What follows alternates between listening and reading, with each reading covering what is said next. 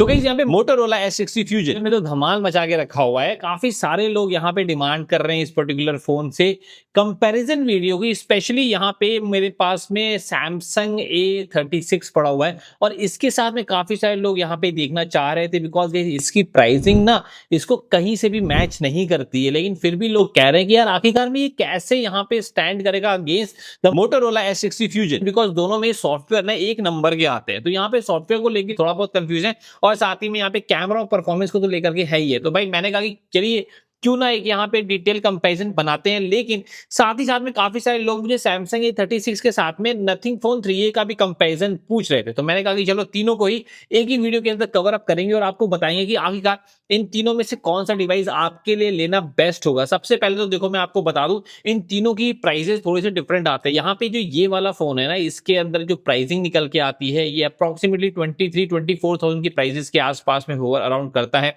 वहीं पे अगर आप इसको देखेंगे तो भाई ये यहाँ पे 21,000 की प्राइसिंग पे ये यहाँ पे आ रहा है जहाँ पे 256 GB वाला वेरिएंट मिल रहा है। लेकिन भाई इस फोन को मैंने जो परचेज किया है यहाँ पे ये 29,000 के आसपास का ये पड़ रहा है। तो क्या यहाँ पे all that glitters are gold की तरह यहाँ पे इतना एक्सपेंसिव होकर के ये क्या ये इन तीनों में सबसे बेस्ट निकल के आएगा? इसी चीज को फाइंड आउट करने की कोशिश करेंगे हम इस पर्टिकुलर वीडियो में। अब देखिए सबसे पहले मैं बात कर लेता हूं बिल्ड एंड डिजाइन की। अगर आप तीनों ही फोन को एक साथ अगर आप देखेंगे तो तीनों का ही डिजाइन टोटली डिफरेंट है। अगर आप देखें तो यहाँ पे भाई मोटोरोला S60 फ्यूजन ना यहाँ पे बहुत ही अच्छे लेदर बैग के साथ में आता है, काफी स्लिम लुक के साथ में आता है, काफी लाइट वेट भी है। लेकिन वही अगर आप देखेंगे तो भाई नथिंग यहाँ पे ना ब्लॉकी डिजाइन के साथ में आता है। यहाँ पे बैक में यहाँ पे LED लाइट्स वगैरह दिया हुआ है। लेकिन वही अगर सैमसंग देखेंगे तो यहाँ पे प्लेन सिंपल डिजाइन के साथ में आता है। बैक में यहाँ पे ग्लास दिया हुआ है और यहाँ पे कोई एज सच LED लाइट वगैरह भी नहीं है, थोड़ा सा यहाँ पे ब्लॉकी भी है। और कंपैरेटिवली तीनों ही फोन में अगर आप देखेंगे तो सबसे लाइट वेट यहाँ पे मोटोरोला S60 फ्यूजन का फोन निकल के आता है। लेकिन आपको एक चीज बताओ यहाँ पे सबसे लाइट भी यही है और सबसे बड़ी बैटरी के साथ में भी यही फोन निकल के आता है। इसके अंदर आपको 5500 mAh की बैटरी मिलती है। वहीं अगर आप यहाँ सैमसंग और नथिंग की बात करेंगे तो इन दोनों में यहाँ पे 5000 mAh की बैटरी आती है। बैटरी के बाद में अगर हम यहाँ पे चार्जिंग स्पीड की बात कर लेना तो भाई सबसे पहले तो आप यहाँ जान लो कि यहाँ पे मोटोरोला के अंदर आपको यहाँ पे चार्जर इन द बॉक्स देखने को मिलता है। बाकी दोनों के दोनों फोन सैमसंग और नथिंग दोनों के दोनों यहाँ पे चार्जर इन द बॉक्स नहीं लेकर के आते। लेकिन यहाँ पे मोटोरोला S60 फ्यूजन के अंदर आपको 68 वॉट की चार्जिंग मिलती है जो कि इवन फास्ट भी है। अगर आप कंपेयर करें नथिंग और सैमसंग से जहाँ पे आपको नथिंग के अंदर 50 वॉट की चार्जिंग मिलती है एंड इवन अगर सैमसंग की बात करें तो 45 वॉट की चार्जिंग मिलती है। मगर भाई चार्जर आपको अलग से परचेज करना पड़ेगा सैमसंग और नथिंग के लिए। खैर इस सब के बाद में अगर आप देखेंगे तो दोनों में ही आपको यहाँ पे फ्लैट डिस्प्ले देखने को मिलती है। लेकिन यहाँ पे जो मोटोरोला S60 फ्यूजन है ना यहाँ पे ऑल कर्व डिस्प्ले आता है। जी ऑल कर्व डिस्प्ले क्यों? यहाँ पे देखिए साइड से इसका ज्यादा कर्व है, ऊपर भी यहाँ पे कर्व है, जिसकी वजह से फायदा क्या हुआ है कि यहाँ पे बीजल्स बहुत ज्यादा कम हो चुके हैं। मैंने भाई इस फोन को ना साइड बाय साइड रख करके देखा था इसके पुराने वाले मोटोरोला S50 फ्यूजन से भी, तो वहां पर भी यहाँ पे बीजल्स बहुत ज्यादा कम हो चुके हैं ऑल कर्व डिस्प्ले होने की वजह से। और मोर इवन आप देखो तो इसके अंदर आपको 1.5K की रिजोल्यूशन के साथ में एक एमोलेड डिस्प्ले देखने को मिलती है। वहीं पे अगर आप सैमसंग और नथिंग की बात करेंगे ना तो इसके अंदर दोनों में ही आपको यूनी बेजल डिजाइन सा भाई मिलता है। देखो यहाँ पे नथिंग का जो यहाँ पे बीजल्स है ना वो फिर भी थोड़े से कम है, पर सैमसंग में भाई यहाँ पे बहुत ही मोटे मोटे बीजल्स देखने को मिलते हैं। और मोर इवन भाई इन दोनों में ही आपको यहाँ पे फुल HD प्लस वाली डिस्प्ले ही देखने को मिलती है। स्क्रीन टू बॉडी रेशियो की बात कर ले तो वहां पे मोटोरोला S60 फ्यूजन के अगेंस्ट में बाकी दोनों फोन कहीं पर भी स्टैंड करते नहीं है बिकॉज मोटो का जो स्क्रीन टू बॉडी रेशियो है ना 96.3% का है which is again excellent. 45 degree की आपको साइड में कर्व देखने को ना मिलती है, टॉप एंड बॉटम में आपको 33% की मिलती है, जिसकी वजह से स्क्रीन टू बॉडी रेशियो बहुत ज्यादा अमेजिंग है। एंड इवन यहाँ पे जो डिस्प्ले की जो कलर्स है ना वो भाई 100% ट्रू कलर देखने को मिलता है। It has been actually validated by Pantone और जिसकी वजह से ना आपको रेड यहाँ पे एक्चुअल में रेड ही देखने को ना मिलेगा, ब्लू ही मिलेगा। एंड इवन अगर आप ग्रीन देखेंगे तो वो ग्रीन ही देखने को मिलता है। तीनों ही डिस्प्ले को मैंने साइड बाय साइड रख करके देखा है तो यहाँ पे सबसे ब्राइटेस्ट डिस्प्ले जो है ना मुझे यहाँ पे मोटोरोला S60 फ्यूजन की नजर आती है साइड बाय साइड रखने पे। इसके अंदर आपको मिल जाता है 4500 निट्स की पीक ब्राइटनेस। वहीं पे अगर आप सैमसंग में देखेंगे तो सिर्फ और सिर्फ 1900 निट्स की पीक ब्राइटनेस मिलती है और नथिंग के अंदर भाई 3000 निट्स की पीक ब्राइटनेस देखने को मिलती है।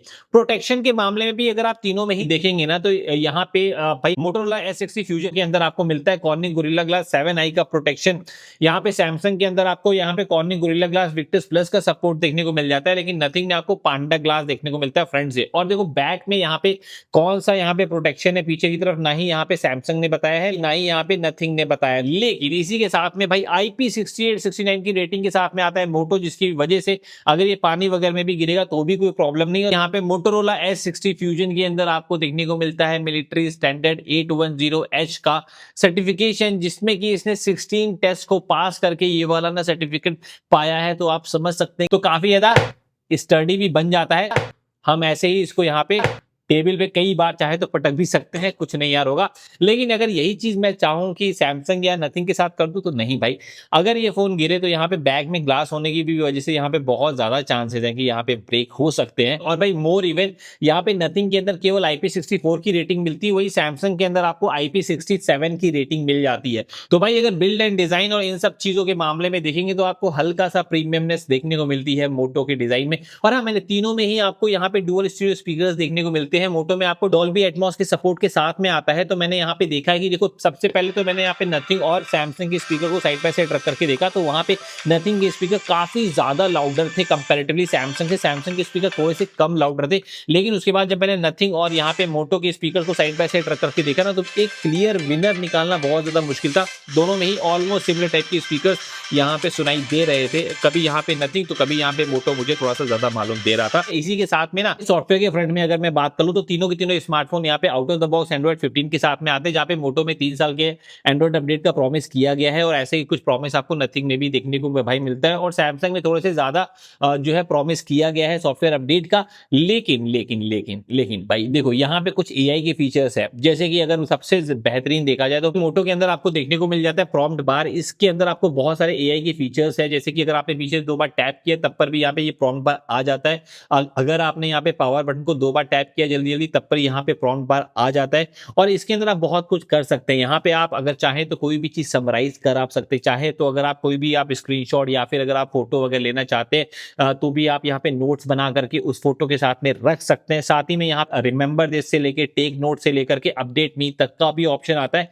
मोर इवन यहाँ पे जो इंपॉर्टेंट चीज है भाई, यहाँ पे मैजिक कैनवस आता है। और मैजिक कैनवस के अंदर आप यहाँ पे कोई भी प्रॉम्प्ट डालिए भाई, जैसे कि मैं यहाँ पे एक ना प्रॉम्प्ट डालता हूँ कैट ऑन द टाइगर, तो आप देख सकते हैं कि भाई यहाँ पे कुछ ऐसा बना करके दे दिया है। और ये सारी चीजों से ना आप यहाँ पे वॉलपेपर भी क्रिएट कर सकते हैं। तो अगर देखा जाए तो इसकी ना AI में बहुत सारी चीजें इंप्रूव करी गई हैं। और इस बार ये लोग यहाँ पे डुअल एप्स वगैरह का भी सपोर्ट लेकर के आए हैं। और देखो इवन यहाँ पे ऐप लॉक भी आ चुका है भाई। जो जो चीजें मिसिंग थी इस बार इन्होंने उसको फिक्स करने की कोशिश करी है।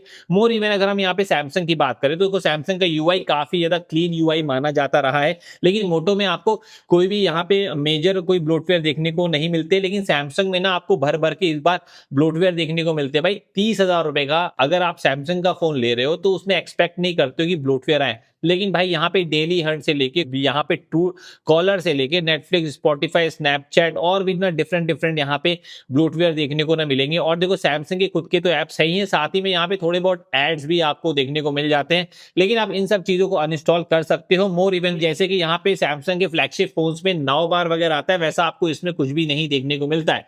सिंपली अगर मैं आपको बताऊं तो यहाँ पे जो इनका ऑटो इरेज वाला सिस्टम होता है ना, वो भी इनका प्रॉपरली वर्क करता नहीं है। हालांकि सर्कल टू सर्च इसमें भी मिलता है और सर्कल टू सर्च आपको मोटो में भी मिलता है, सर्कल टू सर्च आपको नथिंग में भी देखने को मिल जाता है। लेकिन अगर हम सॉफ्टवेयर फ्रंट में बात करें तो सैमसंग में बहुत सारी चीजें मिसिंग हैं। बेसिक चीजें आपको इसके अंदर मिलती है और जो भी चीजें दिया भी हुआ है वो भी प्रॉपरली वर्क नहीं कर रही है। लेकिन अगर नथिंग की बात करेंगे तो नथिंग में इनका AI काफी ठीक ठाक है कंपैरेटिवली अगर देखा जाए सैमसंग से। हालांकि ये काफी ज्यादा क्लीन UI के साथ में आता है, अपडेट्स भी इसके अंदर आपको प्रॉपर देखने को मिलते हैं। मोर इवन अगर आप देखेंगे तो नथिंग के अंदर इनका जो ये लाइट है ना, ये लाइट आप चाहे तो भाई यहाँ पे वॉल्यूम अप एंड डाउन से भी ये जलती है और यहाँ कम भी होती है। और यहाँ पे इनका एक एक्सपेरिमेंटल फीचर था कि यहाँ पे जैसे ही अगर बाय द वे आपका कुरियर वगैरह है या फिर अगर उबर वगैरह पास में आ रहा है तो ये स्टेटस बार आपका यहाँ पे अप एंड डाउन जो है ना होगा। साथ ही में यहाँ पे नोटिफिकेशन को आप यहाँ पे कस्टमाइज भी कर सकते हैं डिफरेंट लाइटनिंग के साथ में, लेफ्ट राइट या अप एंड डाउन वाली लाइट को अगर जलाना है वो सब भी आप कर सकते हो। तो भाई सॉफ्टवेयर के बाद में अगर मैं परफॉर्मेंस की बात कर लेता हूँ तो यहाँ पे आपको इसके अंदर मोटो के अंदर आपको लेटेस्ट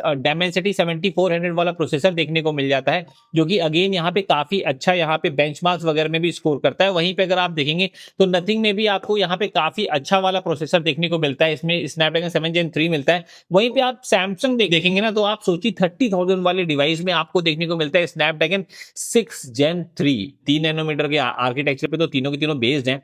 यहाँ पे इन दोनों का तो थोड़ा बहुत यहाँ पे कंपैरिजन कर भी मैं सकता हूँ, बट ये क्या ही मैं करूं। यहाँ पे आप बेंचमार्क्स में तो ये यहाँ पे काफी ज्यादा कम स्कोर करता ही है। साथ ही में मैंने रियल लाइफ टेस्ट में भी चेकआउट किया, तो सबसे पहले मैंने यहाँ पे काइनमास्टर वीडियो रेंडरिंग टेस्ट जब मैंने यहाँ पे लगाया, और मैंने सारे फोनों में जब मैंने सिमिलर भाई ग्राफिक्स पे रख करके मैंने वीडियो को एक्सपोर्ट पे लगाया, तो वहाँ पे सबसे फास्टर एक्सपोर्ट करता है यहाँ पे मोटो H60 फ्यूजन। उसके बाद सेकंड नंबर पे यहाँ पे नथिंग आता है, और थर्ड नंबर पे हमारा यहाँ पे ये आता है। इसी के साथ ही मैंने ऐप ओपनिंग स्पीड टेस्ट में देखा है कि मोस्ट ऑफ द एप्लीकेशंस यहाँ पे देखो, कुछ एप्लीकेशंस थी जो कि यहाँ पे नथिंग ने भी पहले ओपन करी है, लेकिन काफी सारी एप्लीकेशंस यहाँ पे मोटो ने भी पहले ओपन करी है, लेकिन सैमसंग यहाँ पे थोड़ा सा पीछे रहता हुआ नजर आता है।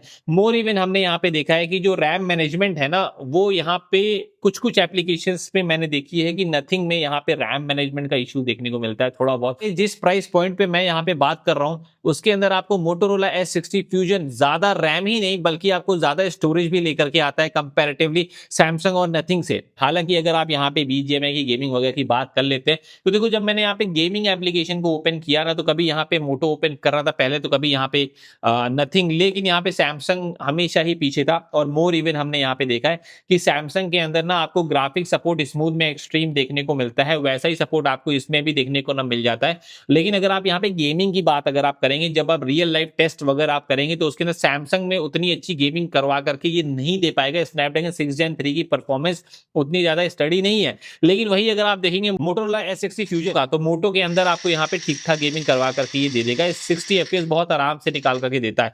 नथिंग के अंदर आपको यहाँ पे 90 FPS अनलॉक किया हुआ मिलता है, लेकिन देखो 90 FPS की परफॉर्मेंस एक्चुअल में ये निकाल नहीं पाता है। मैंने जो गेमिंग करी है FPS मीटर के साथ में, उसके अंदर यहाँ पे वही मतलब 70 FPS के आसपास में होवर अराउंड करता है, और जब एनिमीज आते हैं तो ये 60 FPS के नीचे भी आ जाता है। तो ओवरऑल अगर देखा जाए ना, तो अगर स्टेबल परफॉर्मेंस देखी जाए तो मोटोरोला S60 फ्यूजन की काफी ज्यादा अच्छी है। लेकिन यहाँ पे ग्राफिक्स के मामले में इसमें थोड़ा सा ज्यादा बेटर ग्राफिक्स दिए, TDM वगैरह में खेलेंगे तो ये ठीक ठाक परफॉर्म करेगा। अच्छा, इसी के जस्ट बाद में बात आ जाती है कि यहाँ पे कैमरे का क्या सीन है। कैमरे में भाई पूरी सिनेरियो चेंज है। कैमरे में बहुत सारी चीजें हैं जो कि बदल चुकी हैं। जैसे एग्जाम्पल के तौर पर देखो, इसके अंदर आपको 50 मेगापिक्सल का प्राइमरी, 13 मेगापिक्सल का अल्ट्रा वाइड सेंसर देखने को मिल जाता है। वहीं अगर आप बात कर लेंगे नथिंग की, तो नथिंग के अंदर आपको देखने को मिल जाता है 50 मेगापिक्सल का प्राइमरी, 8 मेगापिक्सल का अल्ट्रा वाइड सेंसर। और यहीं पे आप सैमसंग की बात करेंगे तो 50 मेगापिक्सल का प्राइमरी, 8 मेगापिक्सल का अल्ट्रा वाइड सेंसर, 5 मेगापिक्सल का मैक्रो सेंसर।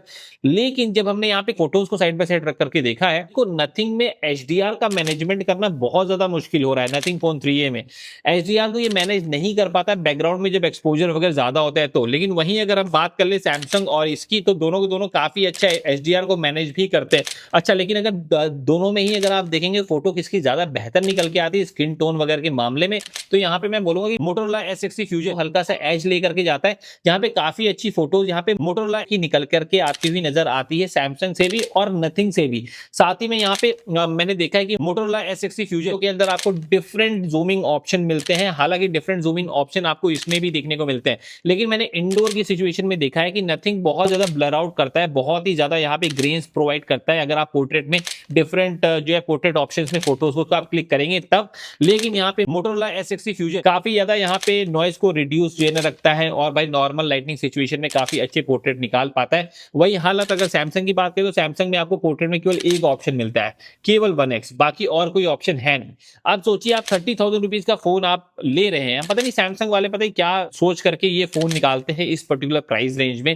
भाई यहाँ पे एटलीस्ट कम से कम कुछ तो यहाँ पे कंपटीशन रखिए, एटलीस्ट 2x तो आप देते। 2x पोर्ट्रेट का तो यार कम से कम बंदा हक जो है रखता ही है। और मैं आपको बताऊं, मैंने इसको ऑफलाइन मार्केट से परचेज किया है, और वहां पे सब लोग भाई यहाँ पे इस फोन को प्रमोट करने में लगे हुए थे।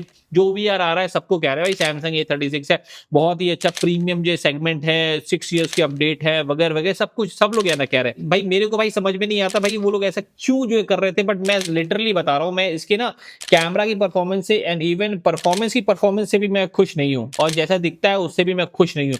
प्राइसिंग अगर 20,000 होती तो एक बार मैं जस्टिफाई कर सकता था कि भाई ब्रांड वैल्यू अच्छी है, साथ ही में यहाँ पे डिसेंट सा आपको कैमरा देखने को मिलता है, 1x तो एटलीस्ट मिलता ही है। और साथ में परफॉर्मेंस भी आपको बहुत डिसेंट सी मिलती है। चलो ठीक है, यहाँ पे दूसरे फोनों से कम है लेकिन डिसेंट सी मिलती है, तब पर भी जस्टिफाई किया जा सकता था।